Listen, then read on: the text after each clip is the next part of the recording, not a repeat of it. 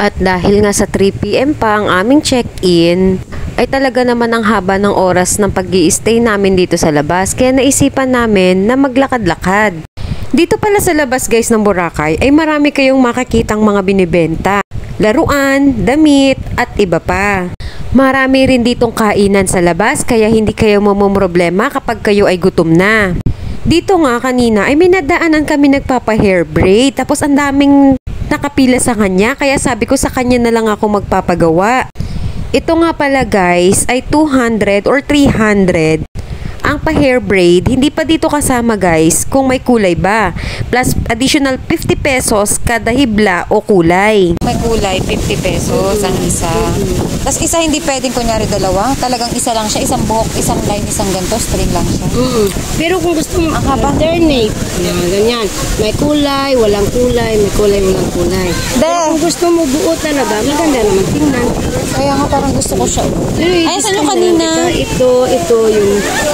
Kaya ito ang aking napagdesisyonan. Nagpa-hair braid na nga ako ng unang araw kasi ang sabi naman ni ate pwede siyang tumagal lang hanggang 2 weeks. Ang akala ko naman kasi sa ganitong hair braid guys, isang araw lang ang itatagal, hindi naman pala.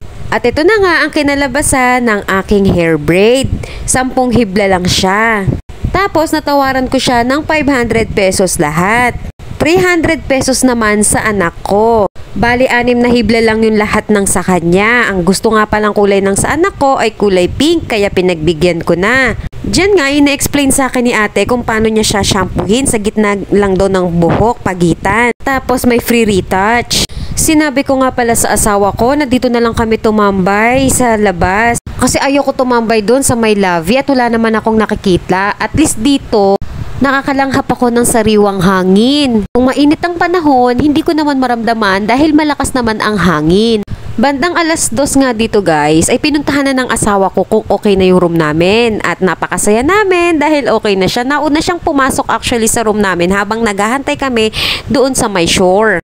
Kung napapansin nyo dito, napakalaki talaga ng labi ng Henan. Yan, simula dito sa pagpasok natin ay pwede nyo na po siyang upuan. At kung mapapansin nyo rin po, ay wala namang nakaupo dito. Habang naglalakad tayo, ay ikukwento ko sa inyo yung sinasabi ko sa huling vlog natin na deposit na 4K. Opo, sa lahat ng Henan ay mayroon silang deposit na 4,000. Bakit nga ba sila nagpapadeposit ng ganong perang kalaki? Makikita nyo rin naman sa website ng Henan. Ito daw ay para kung may nasira kayo sa loob ng room, doon daw po idededuct iyon. Halimbawa, nadumihan yung mga bedsheet, yung mga pillow cover, doon din nila idededuct. Kaya nga nag-aalangan kami kung magpapa-henna tattoo ba kami sa first day kasi nga may deduction kapag dumikit doon o nag-stain siya sa cover ng higaan nyo o kaya sa unan. Isa nga pala sa kagandahan dito sa hotel na to ay bibigyan nila kayo ng towel card. Ito yung pwede nyong gamitin kapag magsuswimming kayo sa labas o dito sa may swimming pool. At pwede nyo rin palitan anytime na kapag ito ay basa na. Kung mapapansin nyo dito ay merong water dispenser. Yan. Diyan kayo pwedeng kumuha ng only water. Pwedeng hot, cold, or warm. Lukewarm water. Meron naman kayong mga baso sa loob at pitchel ng hotel nyo. Kaya pwede nyo ilabas at kumuha kayo ng tubig doon. Pagpasok nga namin, ang napansin ko ay sobrang bango guys. At pumunta nga ako dito agad sa loob ng CR. Kasi unang-una talagang tinitingnan ko yung CR kung malinis, kung maayos at maganda. Dito nga sa nakita ko, na-amaze talaga ako at natuwa kasi nga may bathtub, makakaligo ng bongga yung anak ko. At hindi nga ako nagkamali guys, kasi ito talaga yung pinaka na-enjoy ng anak ko, bathtub talaga kasi mainit ang tubig. Ang isa rin pala sa kagandahan dito ay everyday pwede nyong ipalinis yung room hotel nyo. Tapos everyday din nilang i-refill kung ano yung mga wala na. Halimbawa yung kape, tea, lotion, bath, soap, shampoo or conditioner. Ito nga pala yung itsura ng aming kabuuan ng room. Napakalaki ng kama kahit isa lang siya. Masasabi ko naman na sakto naman kaming 3 dito. At pupunta na nga tayo dito sa may balcony. Ang kinuha nga pala ng asawa ko guys ay yung merong pool access.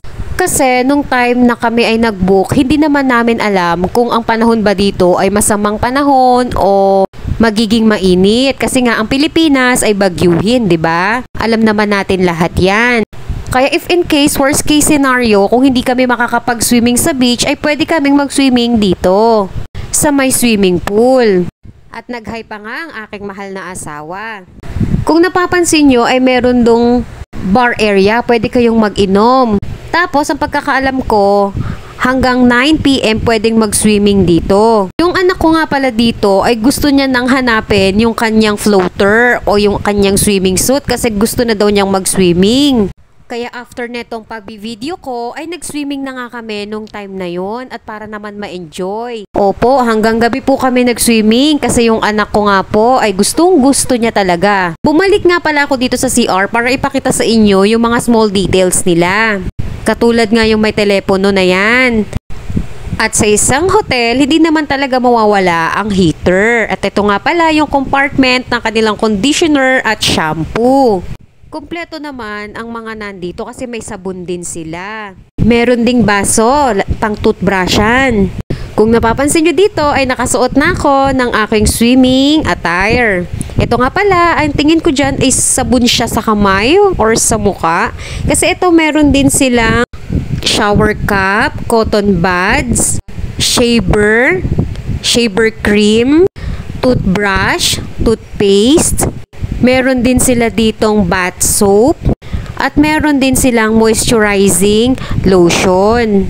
Ito yung mga sinasabi ko na pwedeng i-refill kapag kayo ay magpapalinis ng CR.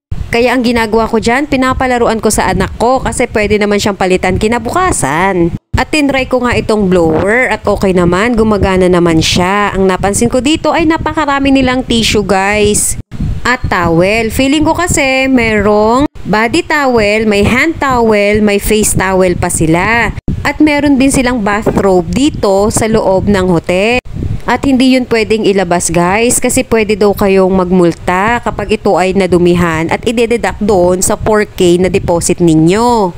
Meron naman kayong ibang towel na pwede nyong ilabas para gamitin kung kayo ay maliligo doon sa shore.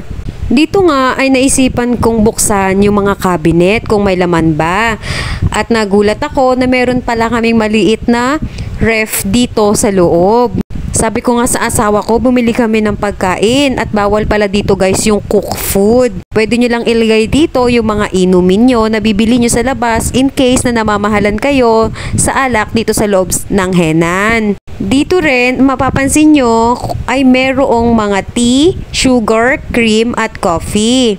Meron ding baso na good for 2 at meron ding electric kettle. Siya, hanggang dito na lang at kami magsuswimming pa.